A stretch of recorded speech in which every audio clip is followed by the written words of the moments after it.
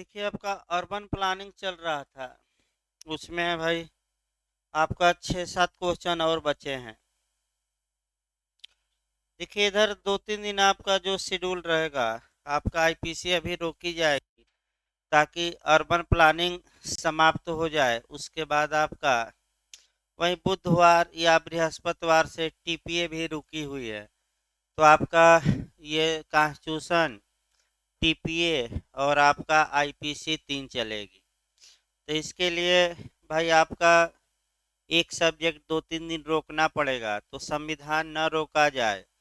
और आपका ये आईपीसी अभी एपीयू का वैकेंसी थोड़ा लेट होगी आने में, तो आईपीसी ही 2-3 दिन रोका जाए ताकि आपका अर्बन प्लानिंग हर हाल में मंगल बुधवार तक समाप्त हो जाएगा। मैंने लिखवाना भी है और वहीं 5 या 6 क्वेश्चन और बचे हैं। देखिए इसमें आपका जो बताया जा रहा था, आपका जो लास्ट क्वेश्चन कल हमने बताया था, वह विकास प्राधिकरण का कोष बताया था। यानी कि आपका फंड के बारे में बताया गया था और उसमें ये बताया गया था कि जो विकास प्राधिकरण का कोष होगा, उस कोष में कौन सा धन जमा होगा और उस कोष का उपयोग किन कार्यों में किया जाएगा। तो कल भी बताया गया था कि किन कार्यों में किया जाएगा, तो विकास प्राधिकरण के खर्च के लिए किया जाएगा। अब आगे हम कल भूमिका बांधे थे, पर आपको बताया जाए तब आगे बढ़ा जाए। अगला जो क्वेश्चन बनता है, या तो 2-3 क्वेश्चन एक में जोड़कर बन जाएगा या अलग अलग भी बनता है। उसमें आपको ये देखना है कि जो ये विकास प्राधिकरण है, उसको क्या क्या अधिकार हैं। और जैसे कि अगर कोई व्यक्ति विकास प्राधिकरण के उपाध्यक्ष की अनुमति के बिना आपका भूमि का विकास करता है, यानी कि वहाँ कोई निर्माण करता है, तो विकास प्राधिकरण को क्या अधिकार होगा या अनुमति पाया है। और जिस बने नक्शे को पास किया है विकास प्राधिकरण ने, उस नक्शे के विपरीत मकान बना लिया है या बिना नक्शा पास किए ही बना लिया है तो विकास प्राधिकरण को क्या क्या शक्ति होगी। उन्हीं शक्तियों के बारे में अब हमें पढ़ना है। तो क्वेश्चन ये बनता है अगला मेंस का कि आपका विकास प्राधिकरण किसी भवन या भूमि में किन किन आपका उद्देश्यों के लिए प्रवेश कर सकता है। यानी कि आपका किन उद्देश्यों के लिए प्रवेश कर सकता है। इसका मतलब ये हुआ कि क्या कोई भवन नक्शे के अनुसार बना है कि नहीं, या क्या किसी भूमि पर बिना नक्शा पास कराए या बिना उपाध्यक्ष की अनुमति लिए मकान बना लिया गया है, या जो नक्शा पास हुआ था क्या उस नक्शे के विपरीत मकान बना है। इसके लिए विकास प्राधिकरण के अधिकारियों को ये पावर दिया गया है कि वह भवन में प्रवेश कर सके और इस बात की जांच कर सके। यही बात आपका सेक्शन 25 में दिया गया है और यहाँ से भी आपका क्वेश्चन बनता है। जैसे ही आप ये कहिएगा कि प्रवेश करने की शक्ति, तो तुरंत आपको इसके लिए सीआरपीसी भी थोड़ा देख लेना है कि सीआरपीसी में भी अगर किसी व्यक्ति को अरेस्ट करना है या संपत्ति को जब्त करना है, तो पुलिस अधिकारियों को ये शक्ति प्राप्त है कि वह किसी निवास स्थान या भूमि में या बंद स्थान में प्रवेश कर सकते हैं और बंद स्थान की तलाशी ले सकते हैं और वस्तुओं को बरामद कर सकते हैं। ये 100 में है, यानी कि सीआरपीसी की किस धारा में, 100 में। यूपी एपीओ में मेंस में भी एक क्वेश्चन बना है एपीओ में कि बंद स्थान की तलाशी लिए जाने के प्रावधानों का उल्लेख करिए। तो याद रखिए आपका टीपीए ये सीआरपीसी की कौन सी धारा है, आपका 100। तो उसी प्रकार आपका जो उत्तर प्रदेश नगर नियोजन एवं विकास अधिनियम 1973 की धारा 25 में प्रवेश करने की शक्ति दी गई है। अब क्या क्या पावर है विकास प्राधिकरण को, वही याद करना है, पढ़ना है। देखिए एक शब्दों को सेक्शन 25 शुरू किया गया भाई। प्राधिकरण का उपाध्यक्ष किसी व्यक्ति को किसी भूमि या भवन में या पर, यानी कि इसका मतलब ये हुआ कि विकास प्राधिकरण का कोई कर्मचारी अगर किसी भवन में या भूमि पर प्रवेश करना चाहता है तो किसके द्वारा वह अथराइज होना चाहिए, तो विकास प्राधिकरण के उपाध्यक्ष द्वारा। यानी कि विकास प्राधिकरण का जो उपाध्यक्ष है वह आपका माने कह सकते हैं कि कर्मचारियों में से किसी को अथराइज या प्राधिकृत कर सकता है कि वे किसी भूमि भूमि मतलब खाली भूमि या भवन यानी कि मकान बना है या पर क्या करें, प्रवेश कर सकें। तो आखिर क्यों प्रवेश किया जाएगा, किन उद्देश्यों के लिए किया जाएगा, ये उद्देश्य आपका आगे बताए गए हैं बैरक में। देखिए ऐसी भूमि या भवन की जांच, निरीक्षण, माप या सर्वेक्षण करने या स्टैंडर्ड या स्तर लेने के लिए, अर्थात विकास प्राधिकरण का ऐसा सहायक या कर्मचारी जो उपाध्यक्ष द्वारा इसके लिए क्या हो, अथराइज हो, किसी भूमि या भवन या बने भूमि या भवन में प्रवेश कर सकता है। तो पहला किस उद्देश्य के लिए एंट्री कर सकता है, तो पहला है कि ऐसी भूमि या भवन की जांच करने के लिए, उसका इंस्पेक्शन या निरीक्षण करने के लिए, उसका सर्वेक्षण करने के लिए, या उस भूमि या भवन का स्टैंडर्ड क्या है, मानक क्या है, स्तर क्या है, इस बात की जांच करने के लिए। दूसरा है निर्माण के अधीन कार्य की परीक्षा करने एवं मल निकास तथा जल निकास के मार्ग को सुनिश्चित करने के लिए। यानी कि निर्माण के अधीन कार्य की परीक्षा करने का मतलब ये हुआ कि जब कोई व्यक्ति नक्शा पास करा लिया है या बिना माने पास करा लिया है, तो इस बात को विकास प्राधिकरण के कर्मचारी देख सकते हैं कि क्या जो नक्शा पास हुआ है उस नक्शे के अनुसार मकान बन रहा है कि नहीं। और दूसरा, विकास प्राधिकरण के अधिकारी या कर्मचारी इस बात के लिए भी भूमि या भवन में प्रवेश कर सकते हैं कि क्या जो मकान बन रहा है जल निकासी की व्यवस्था है कि नहीं, और आपका जो मल निकासी है यानी कि उसकी व्यवस्था यानी कि सीवर लाइन की व्यवस्था है कि नहीं। यानी कि कुल मिलाकर भवन की परीक्षा करने के लिए, इसके बाद जल निकासी और सीवर इत्यादि की व्यवस्था है कि नहीं मकान में, इसकी परीक्षा या जांच करने के लिए विकास प्राधिकरण के कर्मचारी कहाँ एंट्री कर सकते हैं, या तो भूमि पर या भवन पर। तीसरा है खुदाई करने या उपभूमि में छेदन करने के लिए। इसका मतलब ये हुआ कि विकास प्राधिकरण के कर्मचारी खुदाई करने की दृष्टि से यानी कि या छेदन करने की दृष्टि से यानी कि भूमि की खुदाई करने के दृष्टि से भी क्या कर सकते हैं, उस भूमि में प्रवेश कर सकते हैं। तो आप ये सोचेंगे कि आखिर ये जो आपका भूमि की खुदाई विकास प्राधिकरण करेगा इसका उद्देश्य क्या है, तो उद्देश्य कई हो सकते हैं। हो सकता है कि भूमि के नीचे कुछ पदार्थ ही मिल जाए, ये भी हो सकता है।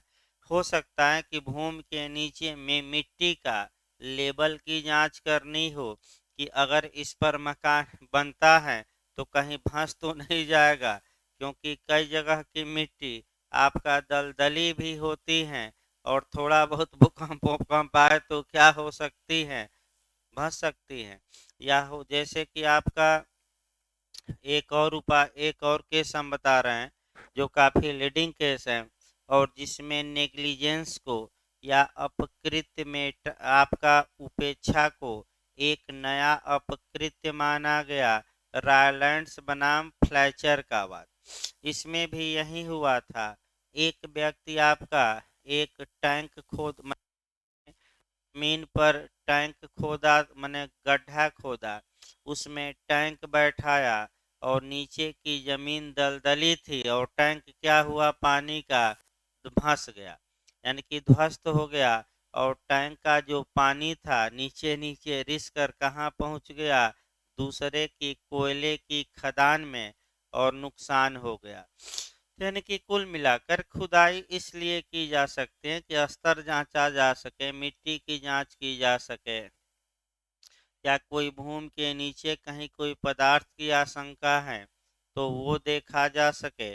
तो क्या भूमि की खुदाई करने या उसमें छेद करने के प्रयोजन के लिए विकास प्राधिकरण के कर्मचारी भूमि में प्रवेश कर सकते हैं कि नहीं कर सकते हैं।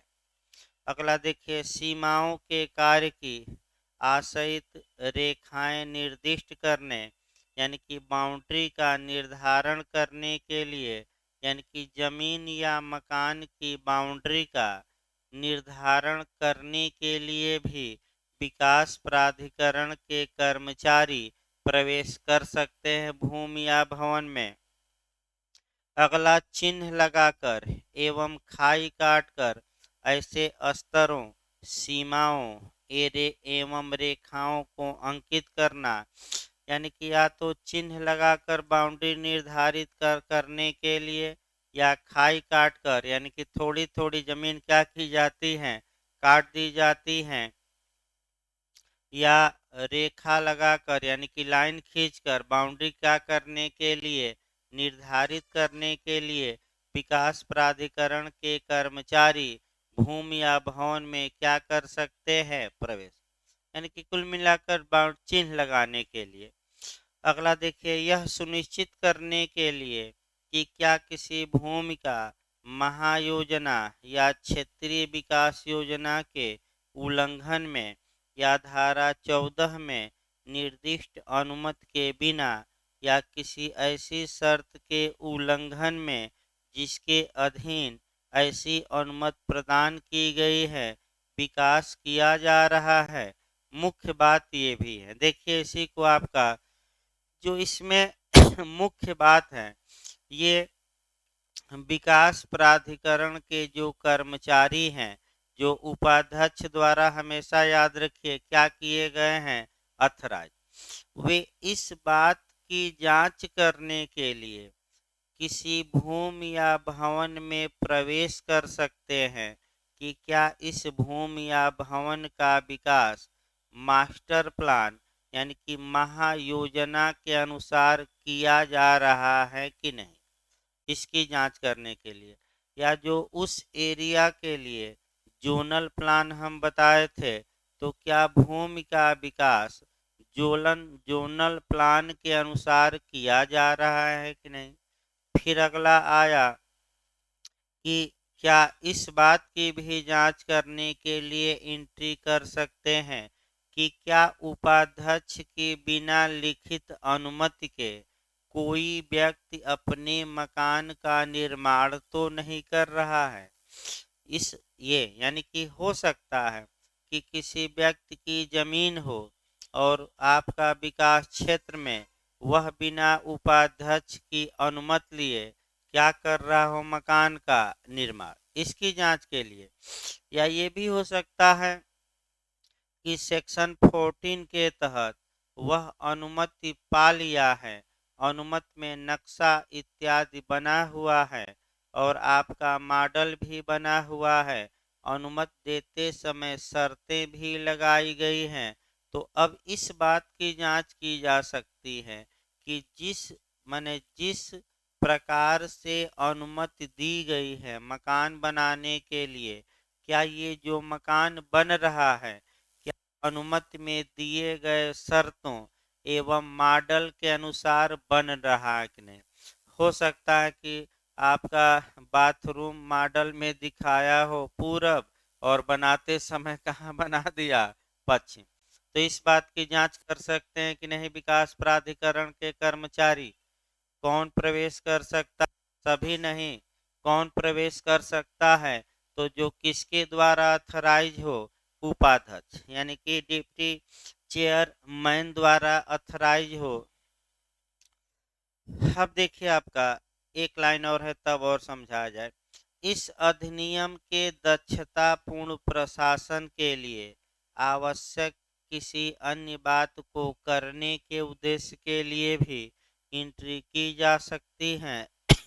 यानी कि इसका मतलब ये हुआ कि जो उत्तर प्रदेश नगर नियोजन एवं विकास अधिनियम 1973 को अच्छे ढंग से लागू किया जाए और इसके लिए भी विकास प्राधिकरण के कर्मचारी किसी भूमि या भवन में एंट्री कर सकते हैं, माने और अच्छे ढंग से क्या किया जाए, लागू किया जाए।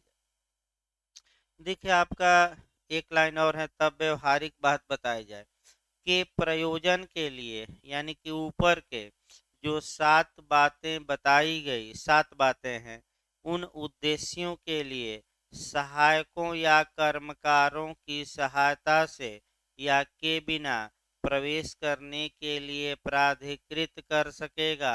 तो पहला ही लाइन बताई गई, कौन प्राधिकृत कर सकेगा, उपाध्यक्ष। या तो अकेले जाइए या कुछ झुंड बनाकर जाइए, यानी कि या तो आप कर्मचारी हैं तो अकेले जाइए या कुछ लोगों के साथ जाइए। ये कौन अथराइज करेगा प्रवेश करने के लिए, उपाध्यक्ष। व्यवहार में जो होता है वो देखा जाए।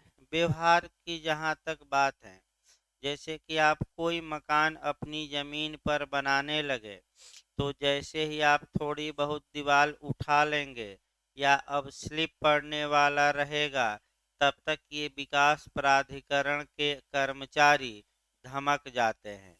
यानी कि ये लोग अपने मुखबिर भाई या अपने जासूस रखते हैं, उन जासूसों को भी अवैध रूप से कुछ पैसा देते हैं।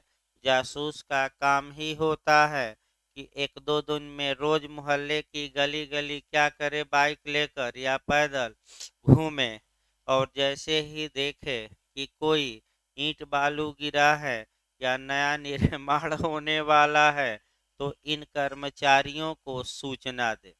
तो कर्मचारी एक दो दिन आपका वेट करते हैं और जैसे ही थोड़ी आप दीवार उठा लिए, तो वैसे ही धमक पड़ते हैं एक दो कर्मचारी और लगते हैं अपना माने घर में घुस के जांच पड़ताल करने।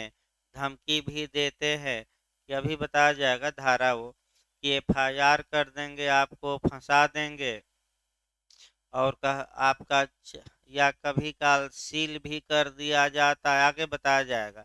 सील भी निर्माण किया जा सकता है, सील यानी कि एकदम आपका बताया जाएगा अभी आपका, इसके बाद सील उल इत्यादि जाएगा।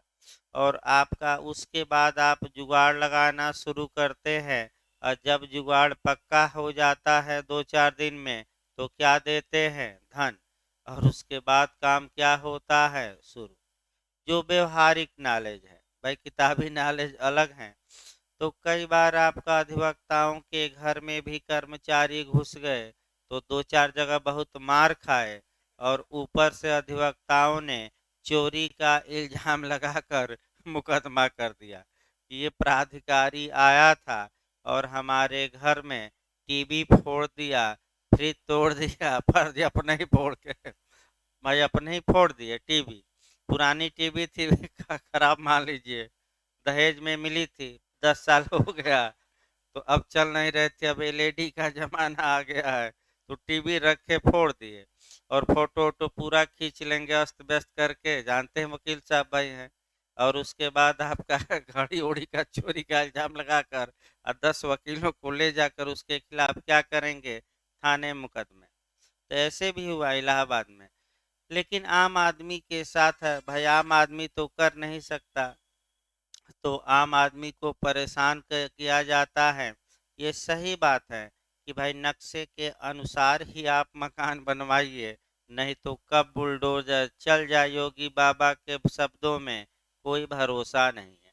तो बुलडोजर चलता है इसी कानून के तहत, अभी बुलडोजर भी चलवाया जाएगा, थोड़ा धैर्य रखिए। अभी धैर्य रखना भाई, 1-2 दिन तक बुलडोजर चलेगा। देखिए अगला, यानी कि कुल मिलाकर फिर एक बार देखिए, 7 ऐसे प्रावधान हैं या 7 ऐसे उद्देश्य हैं जिन उद्देश्यों के लिए उपाध्यक्ष द्वारा प्राधिकृत कोई विकास प्राधिकरण का कर्मचारी या तो अकेले या अन्य कर्मचारियों के साथ किसी भूमि या भवन में क्या कर सकता है, प्रवेश। तो सातों मेंस के लिए अब रट्टा मारना है और हमारे पास कोई उपाय नहीं है। अगला देखिए भाई, परंतु यह कि अब जैसे ही परंतु लगा, आपको थोड़ा बहुत सीपीसी में भी जाना है और थोड़ा बहुत सीआरपीसी देखिए, तब आपका परंतु इत्यादि बताया जाए।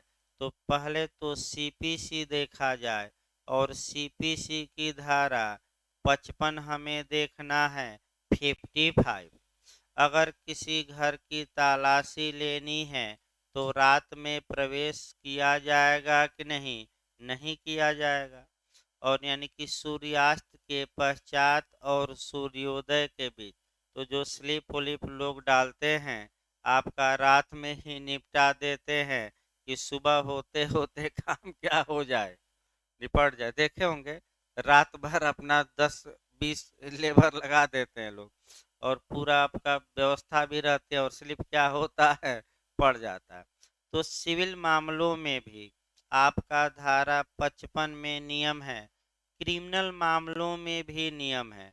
आपका जब माने आपका माने रात में कुछ माने मामलों में प्रवेश नहीं किया जाएगा। क्रिमिनल मामलों में भी कुछ नियम है, पूर्ण नियम नहीं है, क्योंकि अभियुक्त को गिरफ्तारी इत्यादि करना है तो रात में भी धावा बोला जा सकता है। तो उसी प्रकार आपका जो प्रोविजो या परंतुक है, वह कौन कौन सी बातें बता रहा है, ये सीपीसी से ज़्यादा मैच करेगी, सीआरपीसी से कम। देखिए कह करके, परंतु यह कि कोई ऐसा प्रवेश सूर्योदय या सूर्यास्त के बीच के सिवाय और अधिभोगी को, या यदि ऐसा कोई अधिभोगी न हो तो भूमि या भवन के स्वामी को युक्त युक्त सूचना दिए बिना नहीं किया जाएगा। इसका मतलब यही हुआ कि जब भी ऐसे भूमि या भवन में प्रवेश किया जाएगा तो कब किया जाएगा, तो सूर्योदय के बाद ही किया जाएगा और सूर्यास्त के पूर्व, यानी कि एक लाइन में दिन में किया जाएगा। यानी कि रात में प्रवेश किया जाएगा कि नहीं किया जाएगा, नहीं किया जाएगा। पहला नियम जो निकला। दूसरा नियम ये निकला कि जो मकान मालिक है, जो कब्जाधारी हैं, या जो भी उस मकान या भूमि का अधिभोगी है, तो प्रवेश करने से पहले उसे उचित क्या दी जाएगी, सूचना। माने आप आइए तो सूचित करिए कि अब हम इस मकान या भूमि का निरीक्षण करने इत्यादि के लिए अब क्या करने वाले हैं, प्रवेश।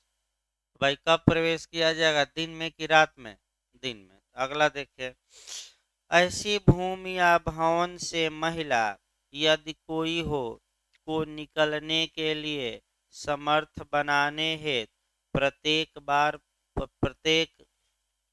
बार पर्याप्त समय दिया जाएगा। सेम सीपीसी का ही मामला है, यही बात सीआरपीसी में भी लिखी गई है।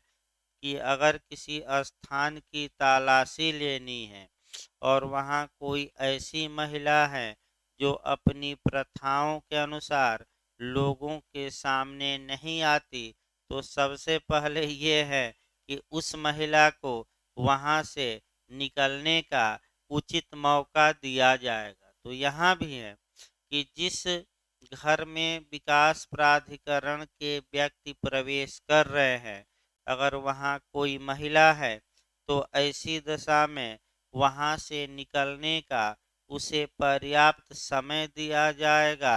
यानी कि आप इस रूम से या इस मकान से बाहर निकल जाइए और तब हम प्रवेश करके इस मकान का क्या करेंगे, निरीक्षण। वैसे व्यवहार में कभी भी आप देखे नहीं होंगे कि गया कर्मचारी तो कहा कि हम प्रवेश करेंगे और आप बाहर निकलिए। जाते ही हंगामा शुरू करते हैं और जब वकील साहब के लपेटे में आ जाते हैं तब शांत हो जाते हैं। तो जाते ही इतना मने ताम झाम बनाएंगे कि लगेगा कि अब आपका मकान बन ही नहीं पाएगा।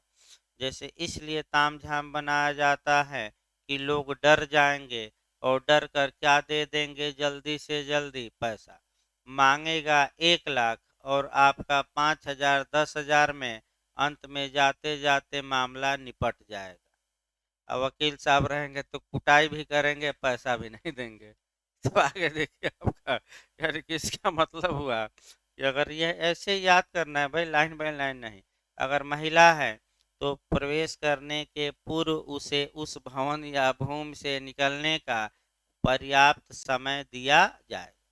तीसरा देखिए, परंतु प्रवेश की गई भूमि या भवन के अधिभोगियों के सामाजिक एवं धार्मिक प्रथाओं पर सम्यक ध्यान दिया जाएगा और जहां तक वह उस प्रयोजन की आवश्यकता के लिए संगत हो जिसके लिए ऐसा प्रवेश किया जाना है।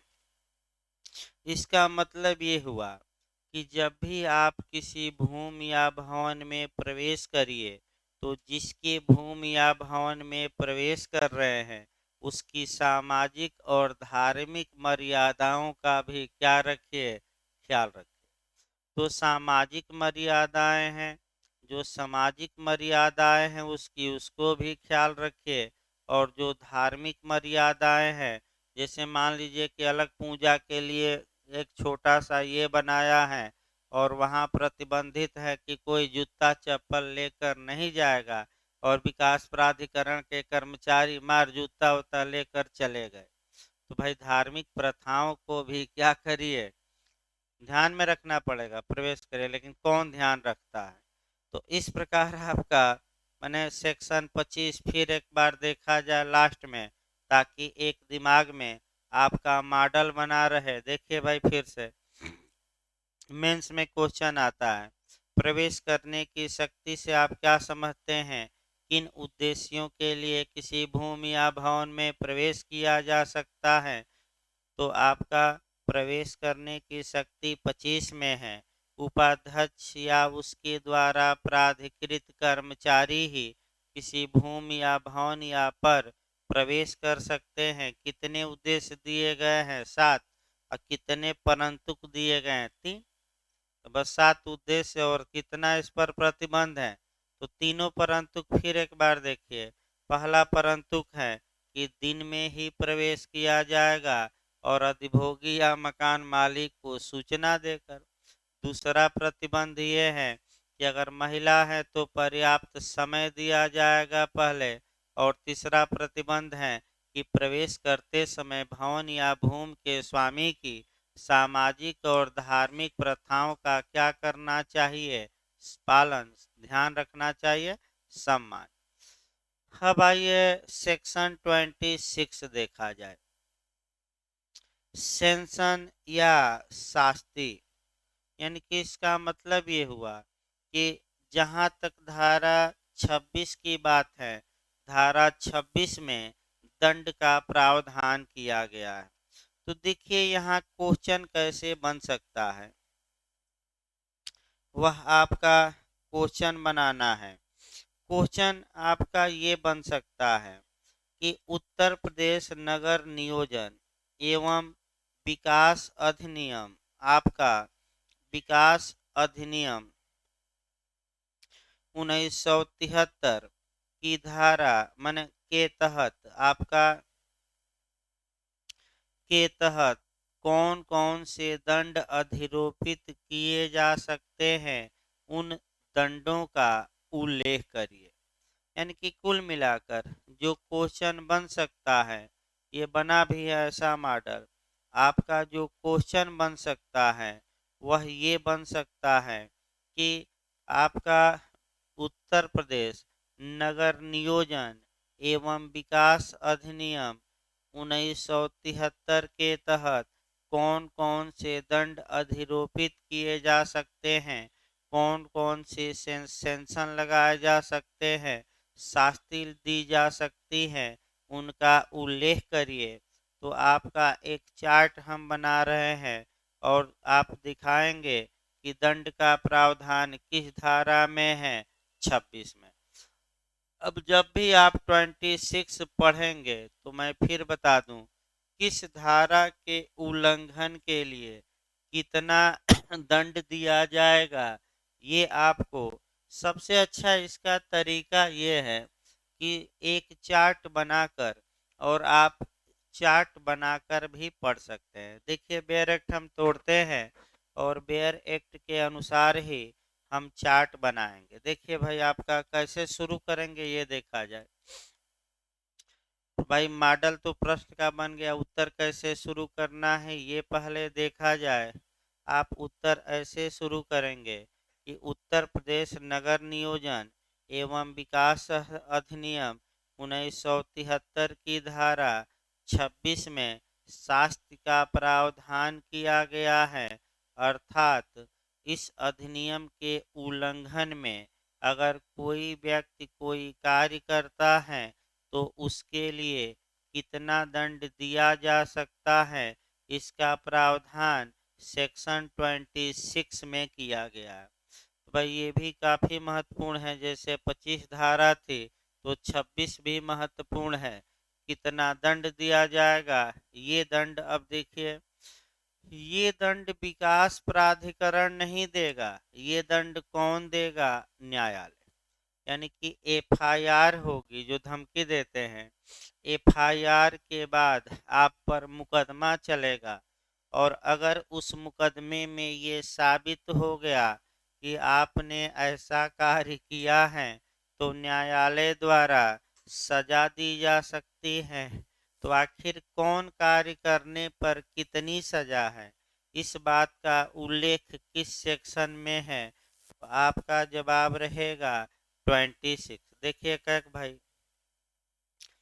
कोई व्यक्ति जो चाहे, पहला खंड हम चल रहे हैं, कोई व्यक्ति जो चाहे स्वयं या किसी अन्य व्यक्ति अथवा किसी निकाय सरकारी विभाग सहित, माने सरकारी विभाग भी इसमें क्या है, सहित मतलब क्या, शामिल है कि शामिल नहीं है, चलिए, सहित के अनुरोध पर किसी भूमि का विकास महायोजना या आंचलिक विकास योजना के उल्लंघन में या धारा 14 में निर्दिष्ट अनुमति, अनुमोदन या मंजूरी के बिना, तो एक एक करके भाई तोड़ते रहा जाए क्योंकि इतना लंबा लंबा ठीक नहीं है। एक एक करके सही रहेगा तोड़ना। देखिए आपका धारा 26 का पहला खंड हम बता रहे हैं, ध्यान समझिएगा। तो धारा 26 का पहला जो खंड है वह कब अप्लाई होगा और इस खंड के तहत कौन कौन व्यक्ति दंडित होंगे, ये हम बता रहे हैं। अभी पूरा नहीं, पहला खंड, क्योंकि अलग अलग खंड है। देखिए पहले, कोई व्यक्ति चाहे स्वयं या किसी अन्य व्यक्ति या किसी निकाय, निकाय यानी कि संस्था जिसमें सरकारी विभाग भी शामिल है, के अनुरोध पर माने किसी भूमि का विकास महायोजना, तो पहले तो मास्टर प्लान देखिए, तो ये आपको देखना है कि जो महायोजना बनाई जाती हैं वह किस धारा के तहत बनाई जाती हैं। तो सेक्शन देखिए देखिए तो एक बार हल्का सा हम भी, नहीं आपका, देखिए एक बार हल्का सा हम भी मिस कर रहे हो। 8 हैं। सेक्शन 8, पहले सेक्शन लिख लिया जाए। ये है मास्टर प्लान। मास्टर प्लान, देखिए तो सही है ना। इसके बाद सेक्शन 9 है क्षेत्रीय प्लान। क्षेत्रीय प्लान यानी कि जोनल डेवलपमेंट आपका स्कीम, क्या प्लान ही लिखा जाए, आपका सेक्शन 9। अगला देखिए भाई, तब समझाते हैं। आंचलिक विकास योजना, आंचलिक माने क्षेत्रीय, के उल्लंघन में या धारा 14 में निर्दिष्ट अनुमति, अनुमोदन अथवा मंजूरी के बिना, तो सेक्शन 14 हम बताएंगे। और इसमें आपका क्या पाई जाती है, मंजूरी पाई जाती है, यानी कि नक्शा उक्सा क्या कराइए, पास। तो अभी हम बताएंगे आपका मंजूरी के बिना, यानी कि बिना मंजूरी लिए। अगला देखिए सर, पहले तोड़ लिया जाए। या किसी ऐसी शर्त के उल्लंघन में जिसके अधीन रहते हुए ऐसी अनुमति, अनुमोदन या मंजूरी दी गई है, यानी कि मंजूरी दे दी गई थी और मंजूरी में क्या लगाई गई थी, शर्त, और उस शर्त का मकान बनाते समय उसने क्या किया है, उल्लंघन। अगला देखिए आपका, मंजूरी दी गई है, करता है या कार्यान्वित करता है, तो वह ऐसे जुर्माने से जो 50,000 रुपये तक का हो सकेगा और अपराध चालू रहने की स्थिति में प्रत्येक दिन के लिए जिसके दौरान ऐसा अपराध पहली बार कारित होने पर की गई दोष सिद्धि के पश्चात जारी रहता है, 2,500 रुपये तक का हो सकेगा, दंडित किया जाएगा। यानी कि इन मामलों में दंड कितना है, अधिकतम 50,000 रुपया।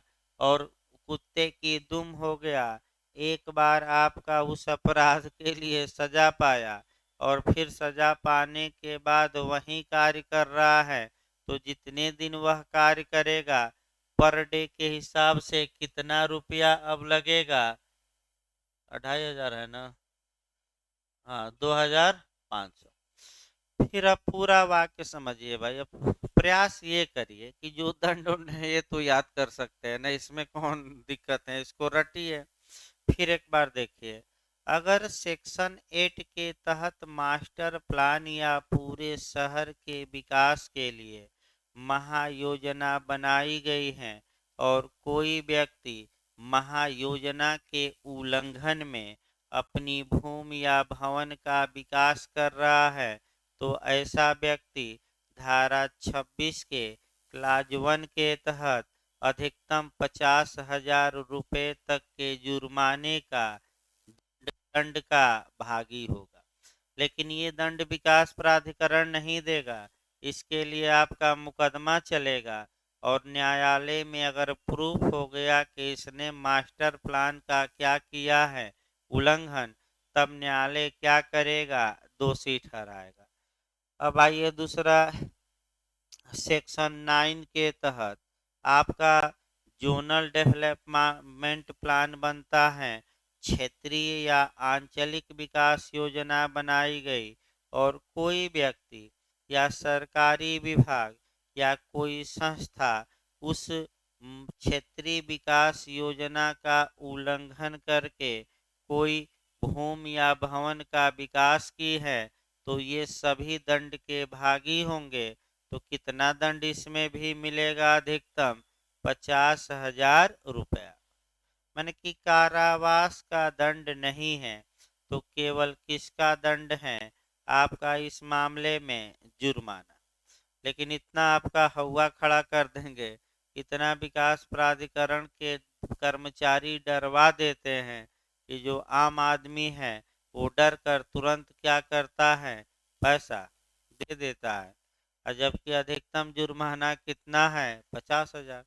अगला देखिए, अगर किसी व्यक्ति ने अनुमति के लिए आवेदन पत्र दिया, तो अनुमति किससे मांगी जाएगी विकास के लिए कि हम भवन बनाएंगे इत्यादि बनाएंगे। तो पढ़ाया गया था अनुमति के लिए आवेदन किसको दिया जाएगा, उपाध्यक्ष को दिया जाएगा। उसमें फीस रहेगी, नक्शा रहेगा, शुल्क रहेगा। तो अगर बिना अनुमति पाए ही और आप अपनी भूमि पर क्या बनाने लगे, मकान, तो ऐसी दशा में आप दंड के भागी होंगे। और किस धारा में, 26 के किस क्लाज में, 1 में, और अधिकतम कितनी सजा, वही 50,000। अनुमति आपने पा ली और जिस मॉडल से या शर्त पर आपको परमिशन दी गई थी, आपने उस शर्त का क्या किया, उल्लंघन। तो भाई बार बार बताया जा रहा है कैसे उल्लंघन होगा। आपने मॉडल बना कर दिया था कि दरवाजा पूरब लगाएंगे और लगा कहाँ खोल दिए, दरवाजा पश्चिम। तो ये शर्त का क्या हुआ, उल्लंघन। तो शर्तों का उल्लंघन करेंगे तो एक तो मकान आगे हम बताएंगे ध्वस्त किया जा सकता है और आप दंड के भागी भी होंगे। तो दंड के भागी होंगे तो अधिकतम दंड कितना दिया जा सकता है, 50,000 रुपया जुर्माना। अगला देखिए, ये तो आपका बताया गया। अगर किसी व्यक्ति को एक बार दोष सिद्ध कर दिया गया है, लेकिन वह कार्य दोष सिद्धि के पश्चात पुनः जारी रखता है, तो अब पर डे के हिसाब से जुर्माना लगेगा। और एक दिन का कितना लगेगा जुर्माना, 2,500। अब देखिए रकम एक, अब मान लीजिए कि वो 100 दिन तक इसका वायलेशन किया, तो कानून में एक कमी दिखाई दे रही है कि अगर 100 दिन तक वह बार बार प्रतिदिन, आपका कह सकते हैं कि वही कार्य कर रहा है, या तो ऐसी दशा में आपका क्या जो रकम है वह 50,000 रुपये से अधिक हो सकेगी कि नहीं, ये कहीं लिखा नहीं है। मैंने ये बात स्पष्ट लिखनी चाहिए। जैसे कि आप जब आरटीआई पढ़ते हैं, यानी कि सूचना का अधिकार, ये आपका पढ़ते हैं, आरटीआई पढ़ते हैं, तो वहाँ ये बात लिखी गई है कि अधिकतम जो शास्ति प्रत लगाई जा सकती है सूचना न देने पर, वह 25,000 है। और प्रतिदिन का एक एक दिन जो डिले हो रहा है सूचना देने में, तो 250। अब ये है कि 250 की जो रकम है वो 25,000 से अधिक किसी भी हाल में नहीं होगी, लिखा गया। लेकिन यहाँ एक कमी है कि जो ये प्रतिदिन 2,500 लिखा गया है, अब ये कितना हो सकता है इस बात का कहीं उल्लेख नहीं है। तो उल्लेख नहीं है तो उतना जानना भी नहीं है, बस प्रतिदिन के हिसाब से लिख कर आगे बढ़ जाना। ये नहीं कि आपका कितना होगा ये लिखिए, उतना ही लिखिए जितना भाई दिया गया है। अगला देखिए भाई, आपका 26 का क्लास 2 अब शुरू किया जाए। भाई क्लास वाइज पढ़ना है और ये सब ऐसे ही लिखना है धारा वाइज। कोई व्यक्ति जो किसी भूमि या भवन का प्रयोग धारा 16 के उपबंधों के उल्लंघन में करता है या इस धारा के परंतु के अधीन विनियमों द्वारा विहित किसी निर्बंधन या शर्तों के उल्लंघन में करता है, वह दंड का भागी होगा। और अधिकतम दंड कितना हो सकता है, अब 50,000 नहीं, कितना, मैंने 25,000 हो सकेगा। और चालू रखता है दो सिद्धि के पश्चात, तो एक दिन का कितना, 1,250 रुपया, यानी कि 1,250, यानी कि 1,250 रुपया। तो बस यही तो याद रखना है कि सेक्शन 16 का उल्लंघन करके किए गए कार्य के लिए अधिकतम कितनी सजा है, 25,000। और एक बार इसके लिए सिद्ध दोष सिद्ध हुआ फिर भी वह कार्य कर रहा है, तो एक एक दिन का कितना कितना जुर्माना, 1250, 1250। तो अब समझना है, देखिए केवल धारा 16 ना दिखाइए, आप लिखते समय एक लाइन कम से कम आप ये दिखाइए कि आपका धारा 16 में है क्या। तो आपको 2 लाइन अगर दिखा देते हैं कि धारा 16 में योजना के उल्लंघन में भूमि या भवन का प्रयोग करना प्रतिबंधित किया गया है, यानी कि जो महायोजना बनी है या क्षेत्रीय विकास योजना बनी है, उस महायोजना या क्षेत्रीय विकास योजना का उल्लंघन करके, वायलेशन करके अगर कोई व्यक्ति उस एरिया में भूमि का विकास करता है तो धारा 16 इस पर प्रतिबंध लगाती है और ऐसा कार्य करने वाला धारा 26 के किस खंड के तहत, 2 के तहत दंड का भागी होगा। तो दंड अधिकतम कितना मिल सकता है, 25,000। और एक बार दोष सिद्ध हो जाने के बाद अगर पुनः उस अपराध को करता है, चालू रखता है, तो एक दिन का कितना जुर्माना हो सकेगा, 1200 नहीं 50 रुपया। हाँ साहब, ये ऐसे लिखिएगा आपका, यानी कि 16 को हल्का सा क्या करना है, लिखवाते समय में हम ऐसे ही लिखवाएंगे। आइए अब आपका धारा 26 का अगला क्लास देखिए। बस ये दंड उंड याद रखना है।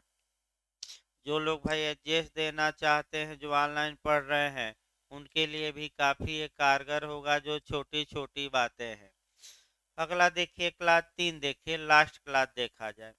कोई व्यक्ति जो धारा 25 के अधीन भूमि या भवन में प्रवेश करने के लिए प्राधिकृत व्यक्ति के प्रवेश में बाधा डालता है या व्यक्ति प्रवेश कर गया तो परेशान करता है, वह ऐसी अवधि के कारावास से जो 6 मास तक हो सकेगी या जुर्माने से जो 1,000 रुपया तक हो सकेगा या दोनों से दंडनीय होगा। तो अभी तो धारा 25 पढ़ाई गई, तो बताइए धारा 25 के तहत कहाँ प्रवेश किया जा सकेगा, किसी भूमि या भवन में, या पर कौन प्रवेश कर सकता है, जो किसके द्वारा प्राधिकृत कर्मचारी हो, उपाध्यक्ष द्वारा किन उद्देश्यों के लिए प्रवेश कर सकता है। कितना उद्देश्य बताए गए थे, 7, और कितने परंतु थे, 3। अब ऐसे रटिए। तो अगर कोई व्यक्ति जो विकास प्राधिकरण द्वारा अथराइज है और आपका प्रवेश कर रहा है और मकान मालिक या किराएदार प्रवेश करने से रोक देते हैं, या पहले तो रोक देते हैं मतलब एंट्री ही न दीजिए, यानी कि गेट के बाहर ही उसे क्या करिए, अंदर से दरवाजा बंद कर लीजिए और प्रवेश ही न करने दीजिए, या गेट के बाहर ही गाली वाली देकर क्या करिए, भगा दीजिए। तो ये प्रवेश न देना। और अगर वह प्रवेश कर ही गया तो अंदर इतना हंगामा और परेशान कर दीजिए कि वो क्या कर जाए, भाग जाए। तो ऐसा करने वाले व्यक्ति धारा 26 के किस खंड के तहत, 3 के तहत दंडित होंगे।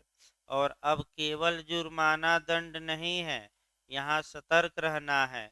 आपका कौन सा दंड है, तो 6 मास तक का कारावास या जुर्माना 1,000 या दोनों। यानी कि फिर एक बार पूरी कहानी एक दिमाग में बैठाइए। धारा 26 का खंड 1 कब लागू होगा, तो जब महायोजना, क्षेत्रीय विकास योजना का उल्लंघन धारा 14 में बिना अनुमति के निर्माण या अनुमति से ही निर्माण कर रहे हैं, लेकिन अनुमति में दिए गए मॉडल के विपरीत। तो कौन सी धारा के तहत ऐसा व्यक्ति दंडित होगा, 26 के क्लास 1 के तहत जुर्माना है कि कारावास की दोनों।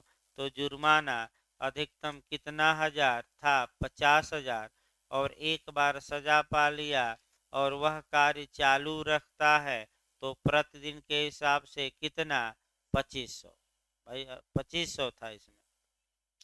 दूसरा देखिए, धारा 16 में आपका महायोजना या क्षेत्रीय विकास योजना जो बनी है उसका उल्लंघन करके कोई निर्माण करता है तो धारा 16 के माने धारा 26 के क्लास 2 के तहत वह सजा का हकदार होगा और अधिकतम सजा जुर्माना ही है।